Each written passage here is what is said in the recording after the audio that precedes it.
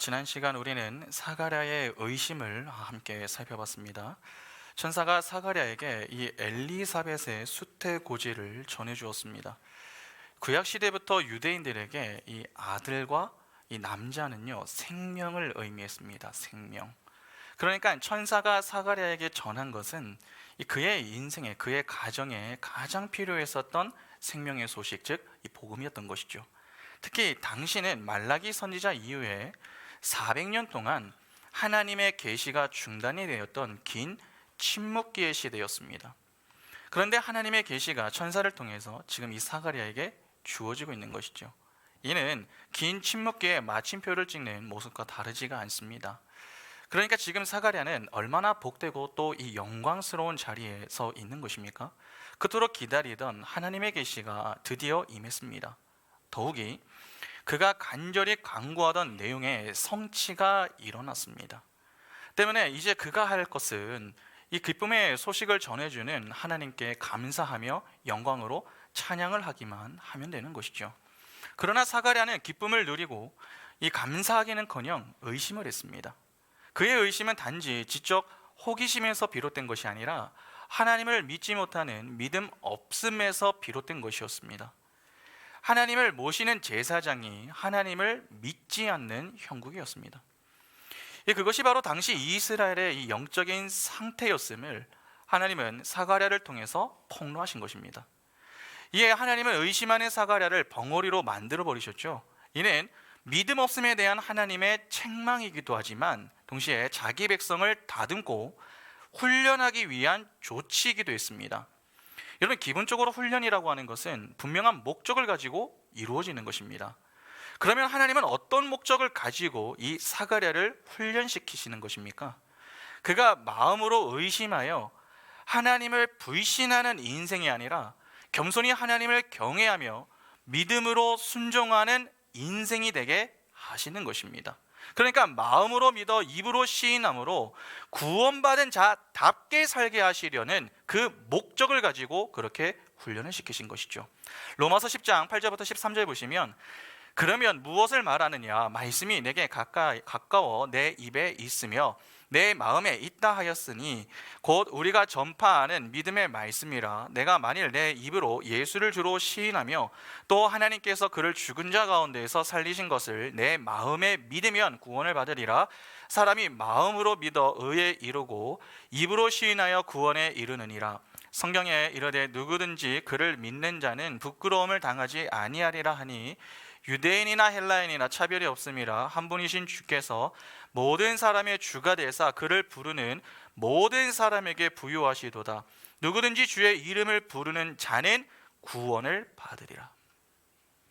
이처럼 하나님은 어떤 목적과 교훈을 주기 위해서 그를 벙어리로 만드신 것이지 그의 잘못된 반응에 진노를 하여서 벙어리로 만드신 게 아닙니다. 그래서 성경을 보면은 사가랴가 이후로 평생 벙어리가 되어 살았다 그렇게 기록하지 않고, 요한의 출생 이후에 그 아이의 이름을 요한이라고 지었을 때 다시 말을 하게 되었다 그렇게 분명하게 기록을 하고 있는 것입니다. 그러니까 사가랴는 훈련 기간 동안에만 벙어리로 지내야 했던 것입니다. 그러면 그 기간 동안 사가랴가 배워야 하는 것은 무엇입니까?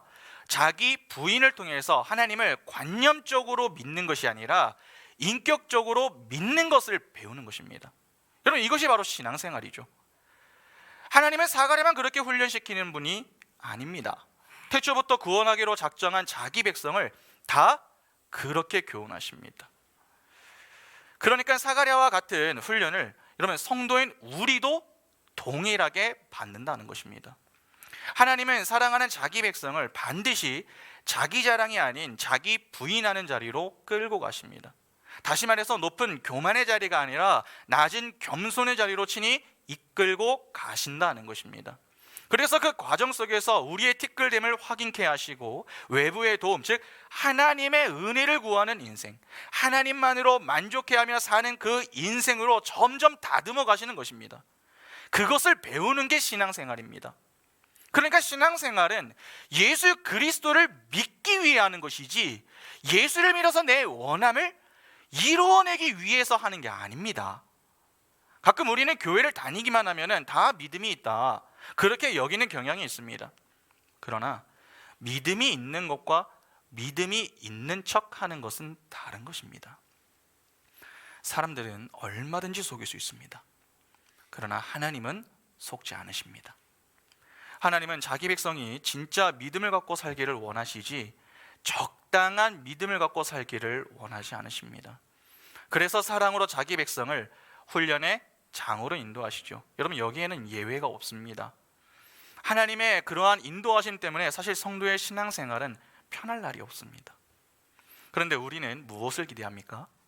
좀 편하게 신앙생활을 했으면 좋겠다 라고 하는 기대가 많지 않습니까? 하나님은 끌고 가려고 하시는데 우리는 끌려가지 않으려고 합니다. 그래서 성도는 두 가지 방식 중에 하나로 신앙생활을 하게 됩니다. 하나는 하나님에 의해서 질질 끌려가거나, 다른 하나는 자발적으로 순종하며 걸어가는 것입니다. 성도는 이 둘 중에 하나로 훈련을 받습니다. 억지로 끌려가는 자들은 하나님의 이끄심이 너무나도 괴롭고 힘이 듭니다. 내가 하고 싶은 것과 하나님이 하게 하시는 것의 차이가 클수록 괴로움과 고통은 더하면 더하지 덜하지는 않습니다. 그러면 자꾸 그 입술에서는 불평이 쏟아져 나오겠죠. 그런데 하나님은 우리가 불평한다고 포기하시는 분이 아닙니다. 하나님과 우리 중에 여러분 고집을 부린다면, 고집을 서로 부린다면 누가 더 고집이 세겠습니까? 당연히 하나님이 더 강합니다. 그래서 하나님과 겨루려고 하면 할수록 손해는 우리가 보죠. 하나님과 끝까지 겨루며 질질 끌려가는 것은 그리 지혜로운 모습이 아닙니다. 자녀를 키우는 부모님들은 다 아실 겁니다. 자녀들 가운데 정말 지혜로운 자녀는 어떤 자녀입니까? 부모가 좋게 이야기를 할 때에 그 말을 듣는 자녀입니까? 아니면 부모의 조언을 무시하고 자기 뜻대로 하다가 매를 맞고 그때서야 억지로 따르는 자녀입니까? 처음에 이야기할 때, 좋게 이야기를 할 때에 자기 뜻과 고집이 있지만 그럼에도 불구하고 부모의 말에 겸손히 순종하며 따르는 자녀가 지혜로운 것입니다. 영적인 자녀도 똑같습니다. 지혜가 부족한 자녀들은 끝까지 자기 고집을 꺾지 않습니다. 그래서 하나님이 때때로 그 고집을 꺾기 위해서 물질과 건강과 관계에 손을 대시는 것입니다. 그래서 하나님의 말씀에 순종하지 않으면 안 되게끔 만드시는 것이죠. 그렇게 해서라도 하나님은 우리를 순종하는 자녀로 만드시는 분이십니다. 그러면 그렇게라도 자기 백성을 훈련하시는 분이 하나님이시라면 어떻게 사는 것이 지혜로운 것입니까? 말씀이 주어질 때에 그 말씀에 믿음으로 순종하는 것 아니겠습니까? 내 뜻을 꺾지 않으면 하나님의 뜻이 불편하게 다가오지만 내 뜻을 꺾고 하나님의 뜻을 믿음으로 순종하기 시작하면 하나님께 순종하는 것이 즐겁고 행복합니다. 하나님은 선한 분이시죠. 그러면 그분이 주시는 훈련과 또 인도하시는 목적지 역시 어떠하겠습니까? 다 선한 것입니다. 그것을 믿고 자발적으로 순종하는 자리까지 향할 수 있어야 합니다. 처음에는 억지로 끌려갈 수 있습니다. 그러나 하나님은 그런 자들을 다듬어서 나중에는 자발적으로 순종하며 걸어가도록 하시는 것입니다. 그것이 우리 모두의 인생인 것이죠. 여러분, 하나님은 우리에게 필요한 것을 주시기 위하여서 광야라는 인생을 허락하시는 것이고 그 속에서 자기 부인을 경험하며 배우게 하시는 것입니다. 우리 모두가 사가랴와 똑같은 과정을 지나게 됩니다. 그 방식의 차이만 있을 뿐 자기 부인의 자리로 향하는 것은 다르지가 않습니다. 오늘 본문이 바로 그 내용을 보여줍니다. 여러분, 먼저 본문을 한번 보겠습니다. 24절과 25절 다시 한번 보시면, 이후에 그의 아내 엘리사벳이 잉태하고 5달 동안 숨어 있으며 이르되 주께서 나를 돌보시는 날에 사람들 앞에서 내 부끄러움을 없게 하시려고 이렇게 행하심이라 하더라. 24절을 보면은 엘리사벳이 잉태를 하는 그러한 내용이 나옵니다. 엘리사벳이 잉태한 자는 요한, 즉 세례 요한이죠. 그런데 천사가 엘리사벳의 수태고지를 예고하면서 했었던 말이 있었습니다. 여러분, 누가복음 1장 15절을 보시면, 이는 그가 주 앞에 큰 자가 되며 포도주나 독한 술을 마시지 아니하며 모태로부터 성령의 충만함을 받아. 천사는 모태에서부터 요한이 성령 충만할 것이다, 그렇게 이야기를 했습니다. 그러면 잉태한 요한과 지금 이 연합된 상태에 있는 엘리사벳도 어떠하다는 것입니까? 그녀 역시 성령으로 충만하다라고 하는 말이 되겠죠. 그러니까 그녀에게 하나님의 은혜가 임한 것입니다. 그동안 엘리사벳은 기쁨을 추구해도 기쁨이 없었습니다. 생명을 기대했으나 생명을 얻지 못하는 슬픔과 수치의 인생이었습니다. 하나님이 주시는 기쁨과 생명이 없는 인간은 죽은 흙에 불과하다라고 하는 것을 보여주는 인생이 바로 이 엘리사벳의 인생이었던 것이죠. 하나님의 은혜가 없으면 인간이 어떤 노력을 해도 다 헛수고입니다. 창세기 2장 5절 보시면 여호와 하나님이 땅에 비를 내리지 아니하셨고 땅을 가릴 사람도 없었으므로 들에는 초목이 아직 없었고 밭에는 채소가 나지 아니하였으며. 생명은 하나님의 은혜가 임할 때에 주어지는 것입니다. 그녀 역시 율법으로는 흠이 없었습니다. 이는 인생을 여러분 대충 산 게 아니라 열심히 살았다 하는 말입니다. 율법에 흠이 없으려면 얼마나 부지런해야 하는 것입니까? 그러니까 그녀는 게으르지 않았고 인생을 대충 살았던 그러한 인물도 아니었습니다. 그러나 열심히 살았으나 세상 사람들과 똑같이 흙과 티끌의 인생에 지나지 않았습니다. 그런데 그런 그녀에게 하나님이 내려주시는 비, 즉 은혜가 임하자 생명을 잉태했습니다. 이는 그녀가 이제 죽은 자가 아니라 산 자가 되었다라고 하는 것을 의미합니다. 구원이 딱 그렇지 않습니까? 에베소서 2장 1절에 그는 허물과 죄로 죽었던 너희를 살리셨도다. 본절을 보면 바울이 성도와 교회가 어디에서 건짐을 받았다 그렇게 이야기합니까? 죄와 허물로 죽어있던 그 자리, 즉 사망의 자리에서 건짐을 받았다 그렇게 이야기합니다. 그러니까 엘리사벳의 잉태는 하나님의 은혜로 죽음의 자리에 있었던 자가 생명의 자리로 옮겨진 상태를 보여주는 것입니다. 엘리사벳이 죽음의 자리에서 생명의 자리로 옮겨왔습니다. 이제 그녀는 죽은 자가 아니라 산 자가 되었습니다. 그러자 그녀가 무엇을 합니까? 24절 하반절을 보시면 그녀가 5달 동안 숨었다 그렇게 기록하고 있습니다. 산자가 되었더니 자신을 드러내는 자가 아니라 감추는 자가 된 것이죠. 자기를 주장하는 자리에서 자기를 부인하는 자리로 옮겨왔습니다. 여러분 혹시 죽은 자들의 특징이 무엇인 줄 아십니까? 죽은 자들, 자신을 드러내기를 좋아한다는 것입니다. 자기를 자랑하고 자기를 주장하는 것을 너무 좋아합니다. 죄로 타락한 죄인은 누구나 인정 욕구를 가지고 있습니다. 그래서 그 욕구를 채우기 위해서 부단히 애를 쓰죠. 남들과 차별화된 그러한 모습을 보이려고 합니다. 남들보다 더 공부를 열심히 하고 또 남들보다 더 부지런히 일하며 남들보다 더 돈을 벌려고 합니다. 그러면 그런 모습을 보면서 사람들은 야, 저 사람 진짜 멋지다, 정말 다르다, 그렇게 인정을 해주고 칭찬을 아끼지 않습니다. 그 칭찬 앞에서 사람들은 아닙니다, 다 할 수 있습니다, 그렇게 겸손한 모습을 보이곤 하지만 마음속으로는 이내 흐뭇한 마음을 갖죠. 그리고 그 칭찬을 또 받기 위해서 더 부지런하게 삽니다. 그러니까 정도의 차이만 있을 뿐 모든 죄인은 자기를 주장하고 자기를 자랑하고 싶어 합니다. 그렇게 나는 너와 다르다, 나는 너보다 더 낫다, 그것을 과시하고 싶어 합니다. 여러분 세상만 그렇습니까? 오늘날 교회도 크게 다르지 않습니다. 신앙생활을 하시는 분들 가운데 정말 열심히 신앙생활을 하시는 분들이 있습니다. 그런데 가끔 어떤 분들은 정말 하나님의 은혜에 감사해서 열심을 내는 게 아니라 그것으로 자신의 가치를 인정받기 위해서 하시는 분들도 있습니다.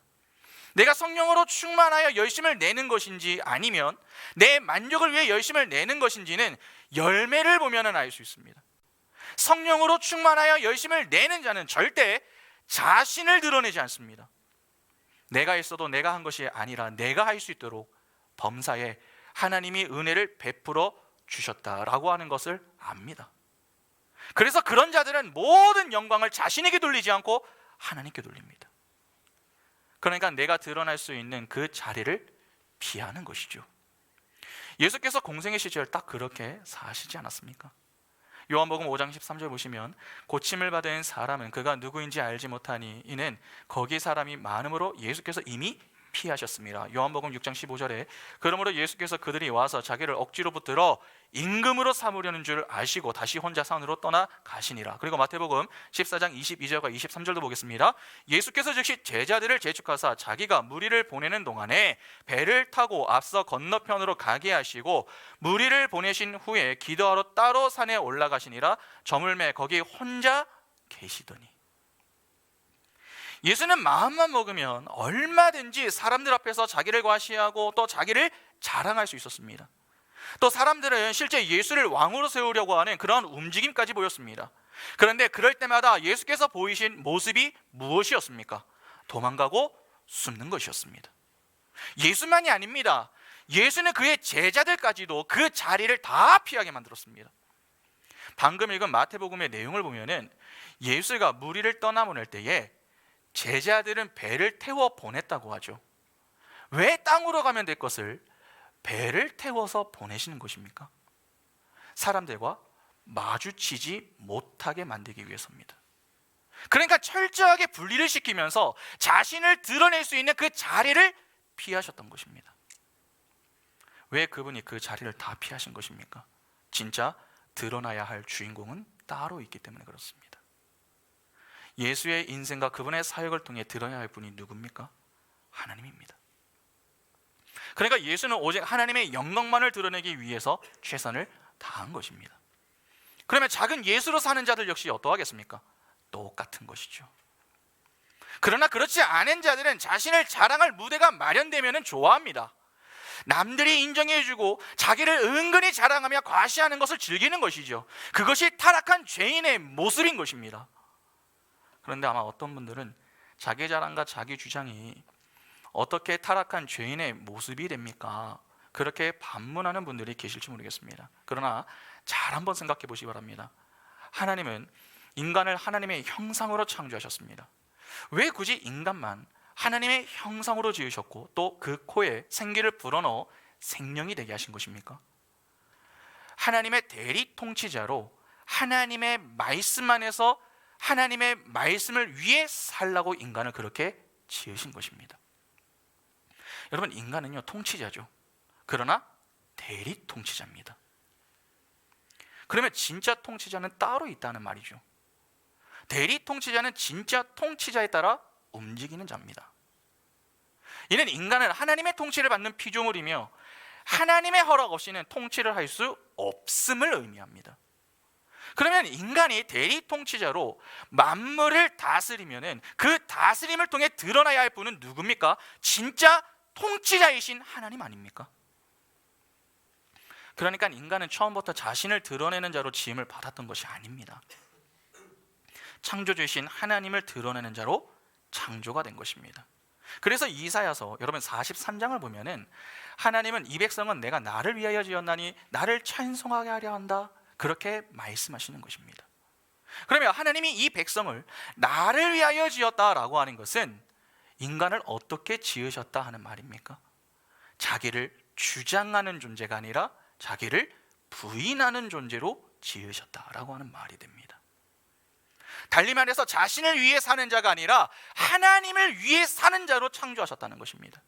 그런데 죄가 들어오면서 이것이 어떻게 바뀝니까?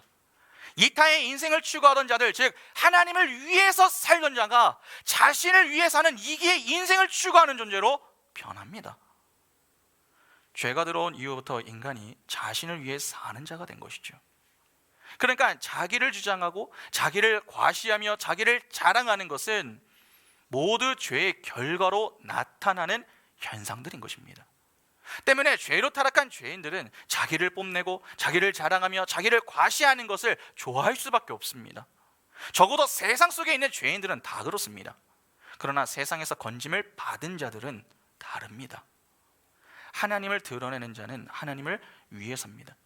때문에 자신의 생각, 자신의 판단, 자신의 계획이 있어도 하나님의 생각과 판단과 계획을 발견하고 깨닫게 되면 하나님을 위하여 자신의 것들은 겸손히 내려놓습니다. 포기하는 것이죠. 그리고 하나님의 뜻에 따라 반응합니다. 그렇게 지음을 받았던 존재가 만물의 영장인 인간이었습니다. 그러면 당연히 최초에 인간처럼 구원받아 회복된 성도는 어떻게 되겠습니까? 자기를 부인하며 살게 되는 것입니다. 그래서 하나님을 위해 사는 인생, 즉 교만하지 않고 겸손하게 살아갑니다. 하나님보다 앞서지 않습니다. 오히려 늘 하나님 뒤에서 하나님의 선한 인도를 받으며 살아갑니다. 그리고 하나님이 말씀하시면 그 말씀이 어떤 말씀이든 그렇게 순종합니다. 그러면 당연히 그런 인생을 사는 자들은 자신이 했어도 자신이 한 것이 아무것도 없다라고 하는 사실을 잘 알겠죠. 그것은 보이는 내가 있어도 내가 한 것이 아니라 내가 할 수 있도록 보이지 않는 손길로 인도하시는 하나님의 은혜란 사실 앞에 늘 엎드려서 나의 나 된 것은 다 하나님의 은혜입니다. 그렇게 고백합니다. 그렇게 모든 영광을 하나님께 돌리는 것입니다. 고린도전서 15장 3절부터 보시면 내가 받은 것을 먼저 너희에게 전하였노니 이는 성경대로 그리스도께서 우리 죄를 위하여 죽으시고 장사 지낸 바 되셨다가 성경대로 사흘 만에 다시 살아나사 게바에게 보이시고 후에 12 제자에게와 그 후에 500의 형제에게 일시에 보이셨나니 그 중에 지금까지 대다수는 살아있고 어떤 사람은 잠들었으며 그 후에 야고보에게 보이셨으며 그 후에 모든 사도에게와 맨 나중에 만삭되지 못하여 난 자 같은 내게도 보이셨느니라. 나는 사도 중에 가장 작은 자라. 나는 하나님의 교회를 박해하였으므로 사도라 칭함받기를 감당하지 못할 자니라. 그러나 내가 나 된 것은 하나님의 은혜로 된 것이니 내게 주신 그의 은혜가 헛되지 아니하여 내가 모든 사도보다 더 많이 수고하였으나 내가 한 것이 아니요 오직 나와 함께 하신 하나님의 은혜로라. 바울은 대사도입니다. 대사도. 그런데 그가 자기 자신을 가리켜서 어떻게 표현합니까?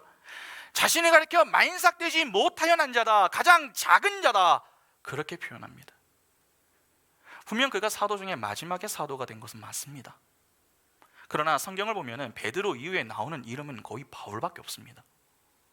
이는 그만큼 비중이 크고 사역의 열매가 많았다라고 하는 것을 의미하는 것이죠. 중요하지 않은데 바울의 이름이 계속 나올 리가 있겠습니까?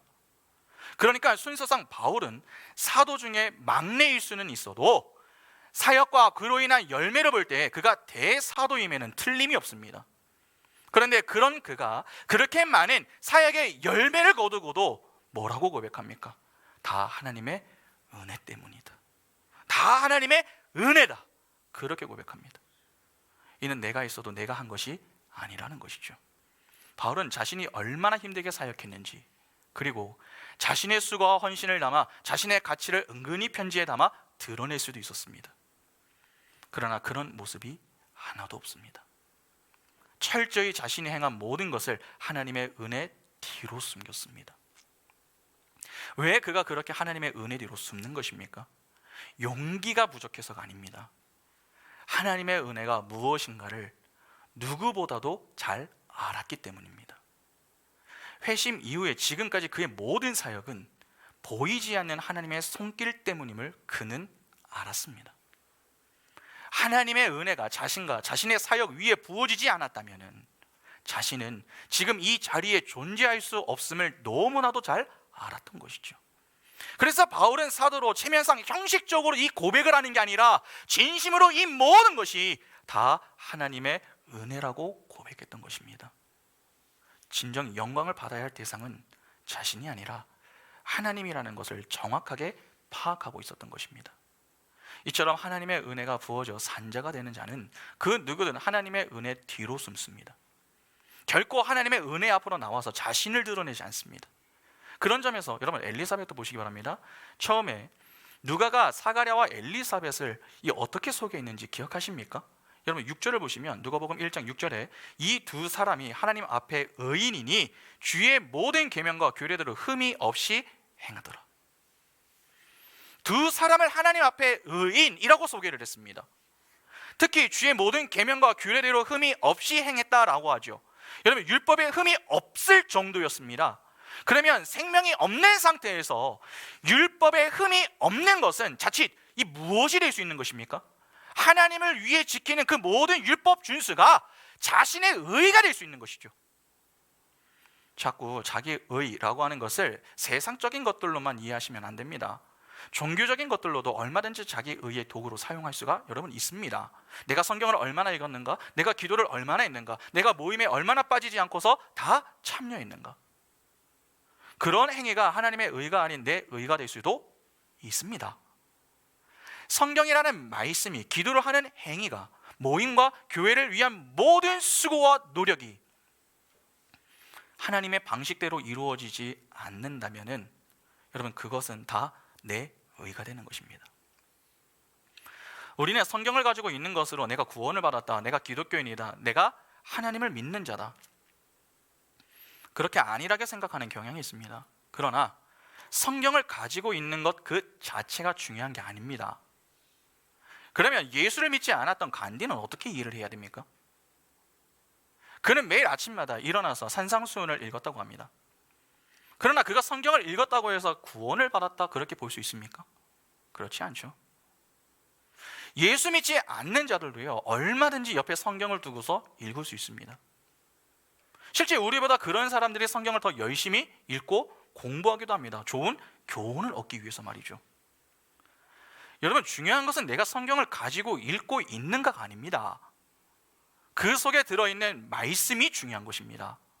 그러니까 성경책이 아니라 그 속에 들어있는 말씀, 그 말씀에 함유된 진리를 깨닫는 게 중요한 것이죠. 그런데 이를 오해하여 자꾸 형식적으로 접근하게 되면은 우리는 외형적으로 보이는 것만 신경을 쓰게 되고 결국 율법주의와 형식주의에 빠지게 됩니다. 그러면 하나님을 더 잘 알라고 허락하신 그 성경을 가지고 우리는 하나님을 더 잘 믿는 것이 아니라 더 잘 믿지 못하는 쪽으로 향할 수도 있습니다. 여러분, 유대인들을 잘 한번 생각해 보시기 바랍니다. 유대인들에게는 하나님이 주신 무엇이 있었습니까? 율법이 있었습니다.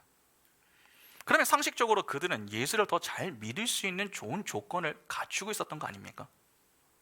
그러나 그들이 갖고 있는 그 율법으로 그들이 하나님을 더 잘 믿었습니까? 그들은 그 율법 때문에 하나님이 보내신 예수 그리스도를 배척하고 심지어 그 하나님을 십자가에 못 박아 죽여버렸습니다. 그러니까 율법은 예수를 믿지 못하도록 방해하는 그 역할을 이 유대인들에게는 했었던 것이죠. 그래서 주님이 이런 말씀을 하십니다. 요한복음 5장 39절부터 보시면 너희가 성경에서 영생을 얻는 줄 생각하고 성경을 연구하거니와 이 성경이 곧 내게 대하여 증언하는 것이니라. 그러나 너희가 영생을 얻기 위하여 내게 오기를 원하지 아니하는도다. 나는 사람에게서 영광을 취하지 아니하노라. 다만 하나님을 사랑하는 것이 너희 속에 없음을 알았노라. 율법은 열심히 공부하면서 정작 그 율법이 가리키는 영생인 예수를 믿지 않는다, 그렇게 일갈을 하십니다. 그러니까 유대인들의 문제는 하나님이 주신 목적과 의도에 맞게 율법을 사용한 것이 아니라 왜곡하여 사용했다는 것입니다.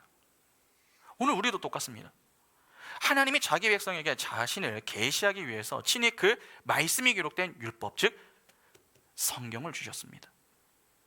하나님이 우리에게 율법을 주신 것은 보이는 율법을 통해서 보이지 않는 하나님을 발견하고 그 은혜와 사랑을 깨달아 하나님, 저는 티끌이기에 저는 하나님의 은혜가 필요합니다, 그러한 고백을 통해 하나님의 은혜 뒤로 숨으라고 허락하신 것이지, 그것을 다 지켜내어서 사람들 앞에 나가 자신을 자랑하며 자기 의를 드러내라고 주신 게 아닙니다.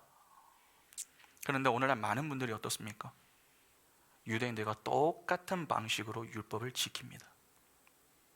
내가 성경을 좀 읽었다 싶으면 어깨에 힘이 들어갑니다. 10독, 20독, 한 100독 하면 어깨에 힘이 들어가죠. 헌금을 좀 많이 했다 싶으면 목소리에 힘이 들어갑니다. 열심히 봉사했고 직분을 받았으며 모임의 리더가 되면 남들 위에 군림을 하려고 합니다. 우리는 자꾸 양은 많아야 하고 위치는 높아야 한다, 그렇게 여깁니다. 그러나 그러한 생각이 다 세상적인 사고에서 비롯되는 것입니다. 전혀 성경적이지 않습니다. 아무리 성경을 많이 읽고 기도를 많이 하여 중직자의 직분을 받았다라고 해도 그것이 자신의 자랑이 되고 주장이 되어 자기 의가 된다면 하나님은 그 모든 것을 인정치 않으십니다. 마태복음 7장 21절부터 23절 보시기 바랍니다. 나더러 주여 주여 하는 자마다 다 천국에 들어갈 것이 아니요 다만 하늘에 계신 내 아버지의 뜻대로 행하는 자라야 들어가리라. 그 날에, 구절 없습니까? 없습니까? 제가 한번 읽어드리겠습니다. 그 날에 많은 사람이 나더러 이르되 주여 주여 우리가 주의 이름으로 선지자 노릇하며 주의 이름으로 귀신을 쫓아내며 주의 이름으로 많은 권능을 행하지 아니하였나이까 하리니 그때 내가 그들에게 밝히 말하되 내가 너희를 도무지 알지 못하니 불법을 행하는 자들아 내게서 떠나가라 하리라. 그러니까 우리는 우리의 신앙을 보다 좀 진지한 자세로 돌아보고 점검을 해볼 필요가 있습니다. 나는 지금 율법 준수를 통해서 자기 의를 드러내고 있는가? 아니면 하나님의 의를 드러내고 있는가? 그러한 부분을 꼭 확인해 보아야 합니다. 생명이 없으면 우리는 율법 준수를 통해 자기 의를 드러내는 교만한 자가 됩니다. 그러나 생명을 얻게 되면은 율법 준수를 통해 하나님의 의를 드러냅니다. 그러한 자들은 전에 자신의 의로 여기던 그 모습을 도리어 부끄러워하죠. 여러분 바울을 한번 보시기 바랍니다. 빌립보서 3장 4절부터 보시면 그러나 나도 육체를 신뢰할 만하며 만일 누구든지 다른 이가 육체를 신뢰할 것이 있는 줄로 생각하면 나는 더욱 그러하리니 나는 파리만에 할례를 받고 이스라엘 족속이요 베냐민 지파요 히브리인 중에 히브리인이요 율법으로는 바리새인이요 열심으로는 교회를 박해하고 율법의 의로는 흠이 없는 자라. 그러나 무엇이든지 내게 유익하던 것을 내가 그리스도를 위하여 다 해로 여길 뿐더러 또한 모든 것을 해로 여김은 내 주 그리스도 예수를 아는 지식이 가장 고상하기 때문이라. 내가 그를 위하여 모든 것을 잃어버리고 배설물로 여김은 그리스도를 얻고 그 안에서 발견되려 함이니 내가 가진 의는 율법에서 난 것이 아니요 오직 그리스도를 믿음으로 말미암은 것이니 곧 믿음으로 하나님께로부터 난 의라. 바울도 사가랴와 엘리사벳과 같이 율법의 의로는 흠이 없었던 자였습니다. 아니 어떠한 면에서 바울은 그 두 사람보다 더 있을지도 모르죠. 여러분 적어도 사가랴와 엘리사벳은 스스로 흠이 없었다 그렇게 표현하지는 않았습니다. 이는 누가의 말이지 그들의 말은 아닙니다. 그러니까 남이 보기에 그들은 흠이 없었다 그렇게 평가를 받은 것이지 스스로 그렇게 평가를 했던 것은 아닙니다. 그러나 바울은 자신의 입으로 율법의 의로는 흠이 없었다 그렇게 자화자찬을 했습니다. 그러니까 회심 이전에 바울은 얼마나 교만했던 것입니까? 적어도 회심 전까지 바울은 율법 준수를 통해 자기 의를 자랑하던 자였습니다. 그러나 그랬던 그가 회심 이후에 어떻게 변합니까? 그 전까지 자신이 자랑하던 그 모든 것들을 다 배설물로 여깁니다. 그러니까 더는 자기 의를 위해서 살지 않았다는 것입니다. 회심 전이나 이후에 그는 변함없이 율법 준수를 했습니다. 그러나 이제는 목적이 달라졌죠. 전에는 율법 준수를 통해서 자기 의를 드러내기를 좋아했다면 후에는 그 율법 준수로 하나님의 의를 드러내고자 했습니다. 그가 전에 자랑했던 그 모든 것을 배설물로 여겼던 이유가 무엇 때문입니까? 그리스도를 아는 지식이 가장 고상했기 때문입니다. 다시 말해서 예수 그리스도가 가장 중요하다라고 하는 것을 깨달았기 때문이라는 것이죠. 그러니까 그의 유일한 자랑거리는 그리스도 예수밖에는 없었던 것입니다. 그래서 갈라디아에서 바울은 이렇게 이야기합니다. 갈라디아서 6장 14절부터 17절 보시면 그러나 내게는 우리 주 예수 그리스도의 십자가 외에 결코 자랑할 것이 없으니 그리스도로 말미암아 세상이 나를 대하여 십자가에 못 박히고 내가 또한 세상을 대하여 그러하니라. 할례나 무할례가 아무것도 아니로되 오직 새로 지으심을 받는 것만이 중요하니라. 무릇 이 규례를 행하는 자에게와 하나님의 이스라엘에게 평강과 긍휼이 있을지어다. 이후로는 누구든지 나를 괴롭게 하지 말라. 내가 내 몸에 예수의 흔적을 지니고 있노라. 자신은 그리스도의 십자가 외에 결코 자랑할 것이 없다고 합니다. 자신은 예수의 흔적을 지닌 자로 살아도 주를 위해서 살고 죽어도 주를 위해 죽는다. 오직 하나님의 의를 위해 사는 자임을 담대하게 이야기하는 것입니다. 이것이 바로 은혜를 입은 자의 모습인 것입니다. 그러면 다시 본문으로 돌아와 보시기 바랍니다. 엘리사벳이 임신 이후에 5달 동안 숨었다라고 했습니다. 결혼하여 노년에 이르기까지 오랜 기간 이 불임의 상태로 지냈습니다. 그런데 그러한 불임의 여성에게 자녀가 주어졌습니다. 그러면 이는 숨길 일입니까? 아니면 자랑할 일입니까? 요즘은 결혼을 해도 원하는 때에 자녀를 갖지 못하는 이 부부들이 많이 있습니다. 제가 아는 분 가운데 10년이 다 돼 가는데 이 자녀를 갖지 못한 분들도 있습니다. 자녀를 가지고 싶은데 생기지 않아서 이 시험관을 시도를 했습니다. 이번에도 실패하면 이제 안 하겠다, 포기할 마음으로 이 시험관을 시도했던 것이죠. 그런데 그 과정에서 자연 임신을 사모님께서 하게 되어서 거의 한 10년 만에 이제 형님이 자녀를 갖게 되었습니다. 10년 만에 가정에 자녀가 생겼으니까 얼마나 신이 나겠습니까? 그래서 아이를 가졌다고 이 아는 지인들에게 연락을 돌리면서 내가 드디어 아빠가 됐어, 내가 드디어 아빠가 됐어, 그렇게 자랑했던 아는 형님이 좀 있습니다. 여러분, 결혼 10년 만에 자녀를 가져도 그렇게 기쁘고 즐거운데 노년에 자녀를 갖게 된 엘리사벳과 사가랴는 어떠하겠습니까? 기쁨으로 자랑하고 싶은 마음이 드는 것은 정상 아닙니까? 실제 자랑을 한다면 또 얼마나 흐뭇하겠습니까? 우리가 믿음을 지키며 이렇게 의롭게 지냈더니 하나님이 복을 주셨다, 그렇게 말하고 다니기 얼마나 좋습니까? 또한 그렇게 말을 할 때에 사람들이 부러워하는 모습, 야, 저렇게 살아야 되는구나, 정말 축하합니다, 그러한 모습을 은근히 기대할 수 있는 거 아닙니까? 한순간 그 마을의 인기 스타가 될 수 있는 절호의 기회가 그들에게 찾아온 것입니다. 그러나 엘리사벳은 조용히 숨었습니다. 하나님은 사가랴의 입을 막아 버리시기까지 하셨죠. 학자들 중에는 이 숨은 내용을 가지고 엘리사벳이 너무 늦은 나이에 자녀를 갖게 된 것을 민망히 여겨 숨었을 것이다, 그렇게 추측하는 분들도 있습니다. 그러나 그것은 너무 터무니없는 해석일 뿐만 아니라 본문에 담긴 의미와 아무 상관이 없는 해석입니다. 하나님이 사가랴를 벙어리로 만들고 엘리사벳을 숨게 하신 것은 다른 이유가 아닙니다. 하나님의 은혜를 받은 자의 모습이 어떠해야 하는가를 교훈하기 위함 때문입니다. 자기 의가 아니라 하나님의 의가 드러나도록 의도적으로 두 사람을 숨게 만드신 것입니다. 그러니까 하나님은 엘리사벳을 통해서 성령의 은혜를 입은 자는 하나님의 의를 드러내는 인생을 살아가게 됨을 교훈하는 것이죠. 그렇게 그녀가 하나님의 은혜를 입으니까 그 입술에서 무엇이 고백이 됩니까? 25절 다시 한번 보시기 바랍니다. 주께서 나를 돌보시는 날에 사람들 앞에서 내 부끄러움을 없게 하시려고 이렇게 행하심이라 하더라. 주께서 나를 돌보시는 날에 사람들 앞에서 내 부끄러움을 없게 하시려고 이렇게 행하심이라. 그녀는 자신의 인생에 갑자기 찾아온 자녀로 인해, 그리고 그로 인해 숨어 지내야 하는 처지에 불평하지 않았습니다. 오히려 자신을 돌보시는 그날에 자신의 부끄러움을 씻어주실 것을 믿음으로 고백했습니다. 여기서 돌보시는 날이란 도대체 어떤 날을 말합니까? 요한이 태어나는 날, 즉 구원의 날을 말합니다. 그러니까 엘리사벳은 구원의 날에 자신의 부끄러움을 하나님이 친히 씻어주실 것임을 지금 고백하고 있는 것입니다. 여러분, 하나님은 어떤 분이십니까?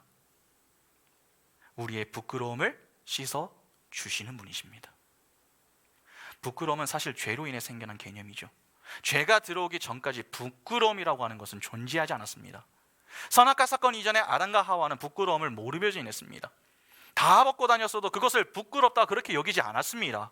그런데 선악과를 따먹고 그 벗음을 부끄럽게 여기기 시작했습니다. 그때 그들이 그들의 수치를 가리기 위해서 무화과나무 잎으로 치마를 만들었습니다.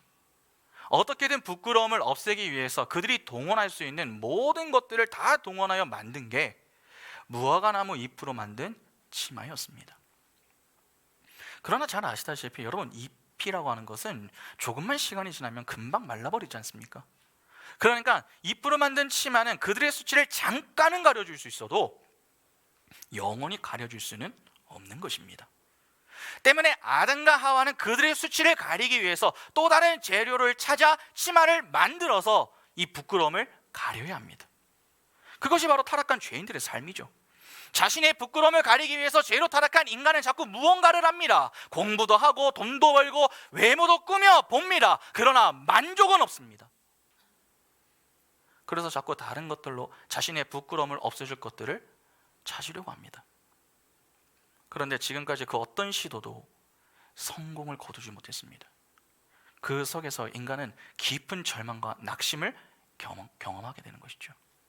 이것이 바로 죄로 타락한 죄인들이 겪는 문제입니다. 그런데 하나님이 아담과 하와를 위해서 친히 가죽 옷을 입히시며 그들의 수치를 제거해 주셨습니다. 그 가죽 옷을 만들기 위해서는 짐승의 희생이 필요합니다. 그러니까 다른 누군가가 아담과 이 하와를 위하여서 피를 흘린 것이죠. 하나님은 바로 그 사건을 통해서 장차 죄인들 가운데 구원받기로 작정된 자기 백성이 무엇으로 부끄러움이 제거되는가 하는 것을 교훈하기를 원하셨던 것입니다. 여러분, 하나님이 우리의 부끄러움을 어떻게 없애주셨습니까? 예수라는 어린 양을 죽이시고 그 예수 그리스도라는 옷을 입혀서 우리의 수치를 제거해 주셨습니다. 그렇게 의의 흰옷을 입게 된 자들이 바로 성도요 교회인 것입니다. 하나님의 은혜를 입어 그러한 의의 흰 옷을 입게 된 자는 반드시 고백합니다. 하나님이 내 부끄러움을 씻어 주셨다고 말입니다. 아마도 야곱이 사랑했었던 라헬을 잘 아실 겁니다. 라헬. 창세기 30장 22절부터 24절 보시면 하나님이 라헬을 생각하신지라 하나님이 그의 소원을 들으시고 그의 태를 여셨으므로 그가 임신하여 아들을 낳고 이르되 하나님이 내 부끄러움을 씻으셨다 하고 그 이름을 요셉이라 하니 여호와는 다시 다른 아들을 내게 더하시기를 원하노라 하였더라. 야곱에게는 4명의 아내가 있었죠. 레아, 빌하, 실바, 라헬입니다. 이 중에 야곱이 가장 사랑했었던 여인은 라헬이었습니다. 그러나 야곱의 사랑을 가장 많이 받았음에도 불구하고 라헬은 아이를 낳지 못했습니다. 이에 그녀의 인생은 기쁨이었었죠. 그녀의 여러분 시녀가 야곱의 자녀를 낳았어도 그녀에게 참된 만족과 기쁨을 주지는 못합니다. 왜냐하면 그것은 그녀가 직접 낳은 자녀가 아니기 때문입니다. 그런데 하나님이 라헬을 생각하셨습니다. 그래서 그녀의 태를 여셨습니다. 그렇게 그녀가 아이를 갖게 되자 그녀가 뭐라고 고백합니까? 하나님이 내 부끄러움을 씻으셨다. 그렇게 고백합니다. 그런데 그녀가 한 고백의 시점을 잘 보시기 바랍니다. 여러분, 그녀가 이 고백을 언제 했습니까? 하나님의 은혜를 입은 이후입니다. 그러니까 하나님의 은혜를 입은 자는 모두가 이 동일한 고백을 하게 된다는 것이죠. 하나님은 성도와 교회의 인생에 부끄러움을 주지 않으십니다. 오히려 그 부끄러움을 가려주시고 없애주시는 분이십니다. 그러면 그 하나님 앞에서 사는 성도, 즉 하나님의 은혜를 입은 자인 우리는 어떻게 살아야 하는 것입니까? 하나님의 하나님 되심을 바라보며 믿음으로 고백하며 살 수 있어야 합니다. 그런데 이때 중요한 게 있습니다. 하나님의 때까지 여러분 성도가 믿음으로 인내하는 시간이 반드시 필요하다는 것입니다. 엘리사벳이 잉태하고 5달 동안을 숨어지냈습니다. 사람들 편에서는 이상하다 그렇게 생각하지 않았겠습니까? 남편은 성전에서 분향하러 들어갔다가 벙어리가 되어 나왔습니다. 이는 생각하기에 따라 하나님의 저주나 심판을 받은 게 아닌가? 그렇게 이 오해를 할 수도 있는 것이죠. 그런데 엘리사벳이 갑자기 숨어버렸습니다. 그러면 그들의 오해는 이제 뭐가 되겠습니까? 오해가 확신이 되는 것입니다. 이에 사람들의 조롱과 비난을 받을 수도 있는 것이죠. 하나님의 저주를 받아서 저렇게 된 거야. 그렇게 사람들의 놀림감이 될 수도 있었던 것입니다. 그러니까 엘리사벳 편에서는 숨어 지내는 것이 그리 유쾌했던 것은 아닙니다. 매우 답답한 사건일 수 있습니다. 그러나 그녀는 그 기다림의 시간 동안에 불평하지 않았습니다. 오히려 그 시간을 허락하시는 이유와 목적을 생각했습니다. 그래서 25절과 같은 고백이 나올 수 있었던 것이죠. 엘리사벳은 그녀가 설 마지막 자리가 어떤 자리인가 하는 것을 잘 알았습니다. 부끄러움이 없는 자리, 즉 영광의 자리임을 알았습니다. 그래서 그녀는 그 답답하고 힘든 시간을 믿음으로 인내하며 그 속에서 하나님의 뜻을 소망하며 살 수 있었던 것이죠. 엘리사벳이 율법으로 흠이 없는 인생을 살아서 이렇게 반응할 수 있었던 게 아닙니다. 여러분, 노아도 똑같습니다. 엘리사벳은 5딸이지만 노아는 어떻습니까? 히브리서 11장 7절 보시면 믿음으로 노아는 아직 보이지 않는 일에 경고하심을 받아 경외함으로 방주를 준비하여 그 집을 구원하였으니 이로 말미암아 세상을 정죄하고 믿음을 따르는 이의 상속자가 되었느니라. 노아는 하나님의 명령에 따라 방주를 지었습니다. 주로 이 기간을 120년 정도가 될 것이다, 그렇게 봅니다. 산 위에서 하나님의 말씀에 순종하여 그 긴 세월 동안에 방주를 만드는 그 노아의 모습이 여러분 사람들의 눈에 어떻게 보였겠습니까? 비가 내리지 않습니다. 심판을 받는 게 아닙니다. 그러니까 미련하고 어리석게 보이지 않겠습니까? 그 긴 세월 동안 사람들의 외면과 조롱을 당하는 일, 그 쉬운 거 아닙니다. 이에 때때로 속에서 분노가 올라왔을지도 모르죠. 내가 도대체 왜 이렇게 살아야 하는가? 왜 굳이 내가 이것을 하고 있어야 하는가? 별의별 생각이 다 들 수 있는 거 아닙니까? 그러나 성경 그 어디에도 노아가 방주를 만드는 그 기간 동안에 불평했다고 하는 말이 나오지 않습니다. 오히려 히브리서 기자는 노아가 그 기간을 어떻게 보냈다고 합니까? 하나님을 경외함으로 방주를 준비했다, 그렇게 이야기합니다. 노아는 하나님을 경외하는 모습으로 방주를 지었습니다.